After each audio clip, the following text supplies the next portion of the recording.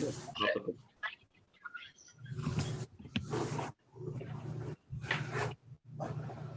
begin our speech, we'd first like to ask the question, which method of transportation do you believe is the most efficient and effective, whether that be a bike, a car, a train, or just walking? Now, for those who chose biking, you are in fact correct. As it stands, bikes are proven to be one of the most efficient and effective means of transportation in our today's world. Hi, I'm Dane. I'm Jensen. I'm Rowan. And I'm Sonny. And we're here today to inform you about the history of bikes, the mechanics of a bike, the different types of bikes and their application, and lastly, the future of biking. Just to show the efficiency that bikes hold, we used two volunteers that competed in a race. Competitor one was running or jogging, while competitor two was riding a bike. Go ahead and start the video now.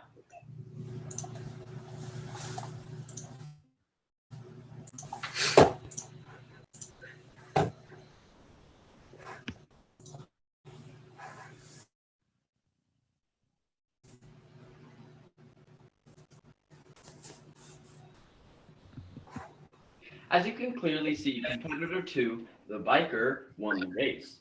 This proves that the efficiency bikes hold are much faster while also less reliant on manual labor.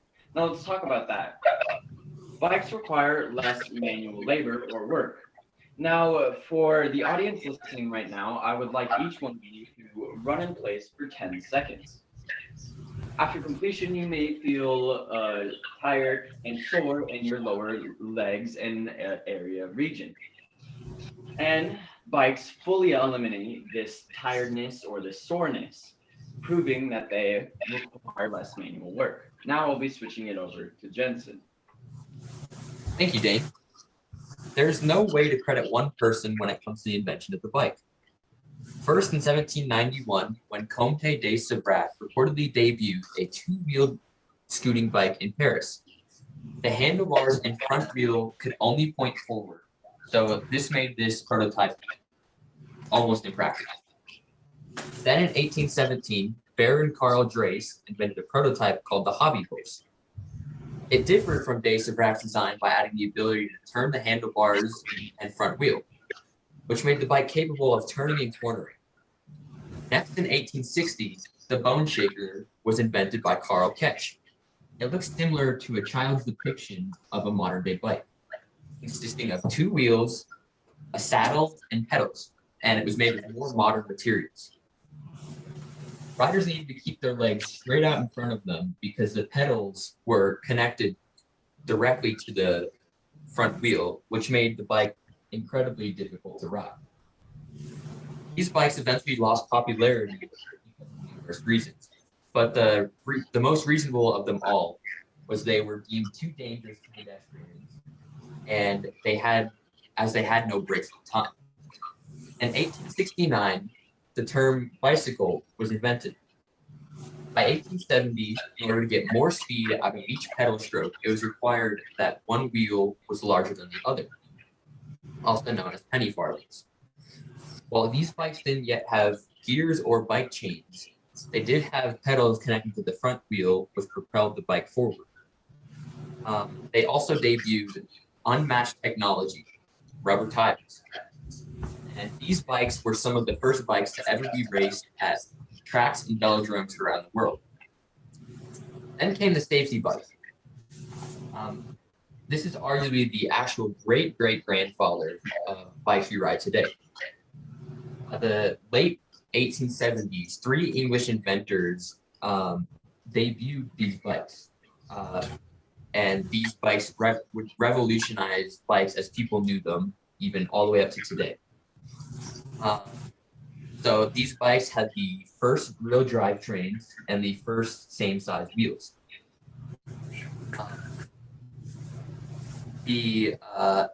There were also some remarkable inventions that are still in use today, including the 1872 mass-produced machine of ball bearings, the 1876 first reveal of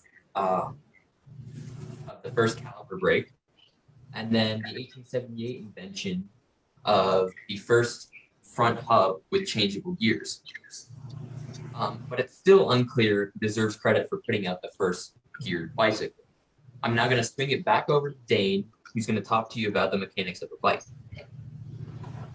Thank you, Jensen. To begin, bikes are propelled by converting the power and energy within our body to produce through the pedaling into kinetic energy. Bikes are able to harness around 90% of the energy within our bodies into power, while something like a car can only convert about 25 or a quarter of the power and energy in gasoline into actual useful power. Now, how much power are we actually talking about here? In the Tour de France, top riders average around 300 to 400 watts of power, whereas a generally walking only produces a small 10 to 20 watts.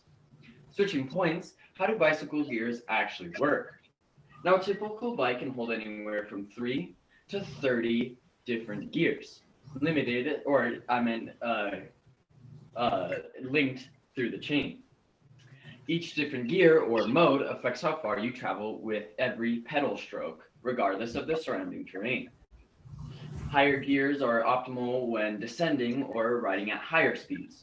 Conversely, the lower gears will help you keep your spinning wheel when the road is going steeply up. This brings me to my final point. How does the braking system on a bike work? Brakes on a bicycle work using friction, the force in which two objects slide past each other while they are touching. There are two main types of bicycle brakes in today's bikes: disc brakes and the traditional clip-here operated rim brakes. As for today, I'll be going more into the depth about the understanding of the clapper operated rim brakes. When you press the brake levers, a pair of rubber shoes ultimately clamp down onto the metal inner rim of the tire and the front and back tire. As the brakes slowly rub against the wheels, then they slowly turn the kinetic energy into heat, ultimately slowing down the bicycle. So, in analysis, there are many aspects and mechanics that go into a bike, which all help form the statement that bikes are the most efficient and effective means of transportation in our today's life. I'll now turn it over to Rowan. Thanks, Dane. So, a cheap, effective, environmentally conscious form of transportation. I wonder what this could be. Could it be a Prius, maybe? Or what about a rugged, dependable light vehicle made for plunging into the sketchiest regions on a mountain? Or maybe a synonym of a skateboard made for complex tricks atop concrete ramps? What could all of these be? Well, they derive from the same common ancestor, the rigid road bikes and cruisers of the 70s. So if you go onto the slideshow and look at this, this is a bike from the 70s. It's a mountain bike, and it weighed upwards of 50 pounds. It had a totally steel frame, which is considered to be one of the heavier elements to be used to make bikes, and it was completely rigid. The wheel diameter was 26 in comparison with modern days 27.5 and 29 wheel diameters is pretty dramatic. And it also had a 3-by drivetrain, which you will need to know from now on. A 3-by drivetrain basically means that it has 3 chain rings in the front and anywhere between 8 and 12 in the back. Also, it had less dramatic geometry, stouter bars, manually operated brakes, and this strange seat that would be an insult to modern mountain bike seats. So now if you can go to the next slide, I can see here that this bike differs greatly from the other bike. It has a 29 wheel diameter, 29-inch wheel diameter, and in contrast with the 26 that was featured on the previous bike. This front and rear suspension, which the other one just had, was completely rigid. This is the trail bike, by the way. It had accessories to increase trail performance, such as a dropper post, mineral oil disc brakes, wider bars instead of stouter bars, a shorter stem, which means that the bike is easier to control, a one-by drivetrain, which is simpler when you're driving across the trail, and carbon parts. So since 1791, have bikes been around, but they've been split into two categories that will help me compare and contrast mountain bikes to road bikes. The first is road. This may seem straight to the point, but a road bike has many denominations. First being a gravel bike. This is designed to tackle mellow double track or single track in the name of sightseeing or transportation.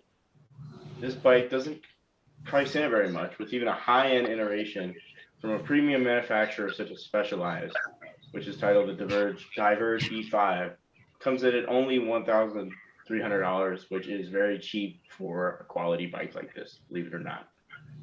The second inclusion in this category, of course, is road bikes. A road bike can be had for as little as $300 and as much as $15,000. The road bike was yet another ancestor of the mountain bike.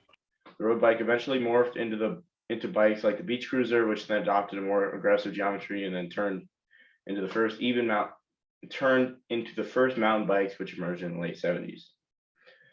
The second category is an antonym to road bikes and is the mountain bike category. This category includes all bikes built under four main categories, which are XC, trail, all mountain, and downhill. All of these bikes sport suspension, grippy tires, geometry designed for rough terrain, and a one-by drivetrain, which again means that it has one chainring in the front and as little as 8 to as much as 12 in the front, or in the back, sorry. XC bikes are designed for cross country.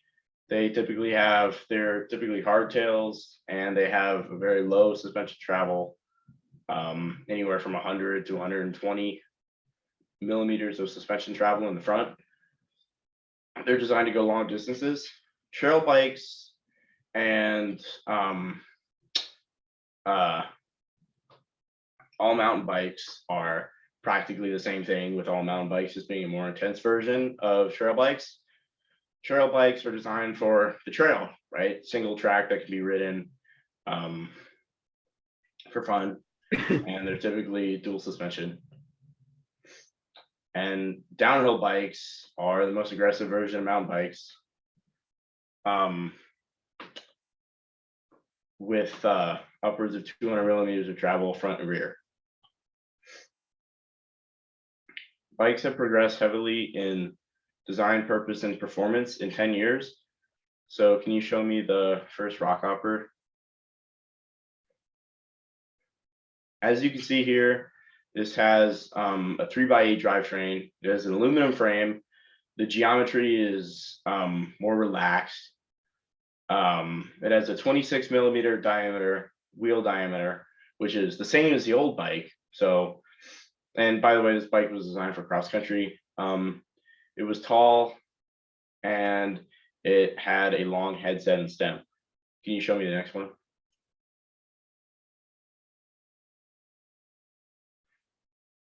So this is the new 2021 Specialized rock hopper. The other one was 2011. And this has a one-by drivetrain. So again, one chainring in the front. It is geared more towards mountain biking now instead of cross country. It has more aggressive geometry, which means that it has a slacker head tube and stem, which is the part in which the fork goes in. It has a lower price point with more modern features, such as an air fork and hydraulic disc brakes. And it has a stouter head tube, making it easier to control on the trail. So this fast progression makes me wonder if the sport of biking will take a completely different turn or just disappear altogether. I think that maybe it could turn into a more immersive home-based system, something that works in tandem with VR, or maybe upcoming technology such as the metaverse as the next evolution of bikes. Sonny, could you tell me a little bit about that? Yes, thank you. So from gears to seats to handlebars, bicycles have made huge advancements since they were first introduced. Yet their overall design, supported by two wheels, has not really changed at all, really. That is, until now. After 3 years of research and development, engineers built a cyclotron, a vehicle that they're touting as the world's most advanced and versatile smart bike. And here, then, take a picture. So, this is the cyclotron, a vehicle that they're touting as the world's most advanced bike. What's so striking about this bike is that, other than its name, there are 2 spokeless tires, as you can see. At first, it may seem like it doesn't work or it's a little bit silly, but in reality, it's actually a very effective bike. In place of traditional wheels, there are solid polymer airless tires. The creators of the bike did not want to allow the available space inside the tires to go to waste, so instead they put in accessories such as shopping baskets and strap-in child seats. Quoted from the company, "All of the areas of our lives are progressing and evolving very quickly. New inventions appear literally every day, outdating the ones from yesterday. But looking at bicycles, they haven't evolved with nearly comparable speeds within the last decades." They wanted to create the perfect 2-wheel bike that can overcome the weaknesses and also combines the world's most advanced technologies with the perfect quality and art of a bike. The cyclotron also features innovative safety as well. When riders go cycling at night, a sensor automatically activates an LED light within the wheels, as well as 2 laser lane displays, approximately 3 feet on either side. To power these lights, the cyclotron is equipped with a lithium-ion battery that lasts up to 8 hours between charges. These lights can be activated by the bike's smartphone app as well, which can also track the user's riding distance, their speed, how many calories they burned, what their habits are, and basically everything. This can also be tracked using the smartphone app. The team behind Cyclotron is currently seeking funding for it. When the project first started, its goal was $55,000, but within only 11 days, it surpassed its goal of $82,000. To buy one of these bikes, buyers will need to pay $1,000 for a 12-gear bike and anywhere between $1,500 and $3,000 for an 18-speed bike. Now into intro. To sum this up, I turn it over to Jensen. So, in summary, you've learned that bikes have come a long way since their initial iteration, and they'll continue to evolve in the now future.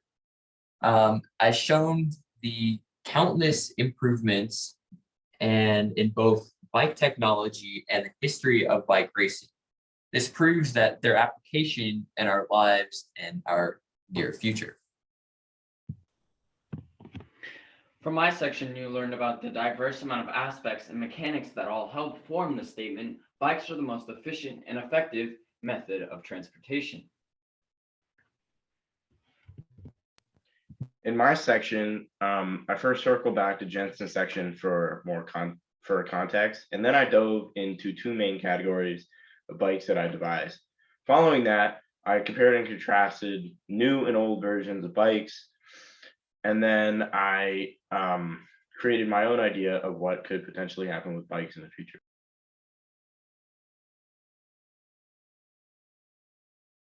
Sonny, you're on mute. Thank you. Sorry. Lastly, I taught you a little bit about the cyclotron bike and how it's so much more advanced. Thank you for listening, and if you take anything from our speech today, remember why the bicycle couldn't stand on its own. It was because it was too tired.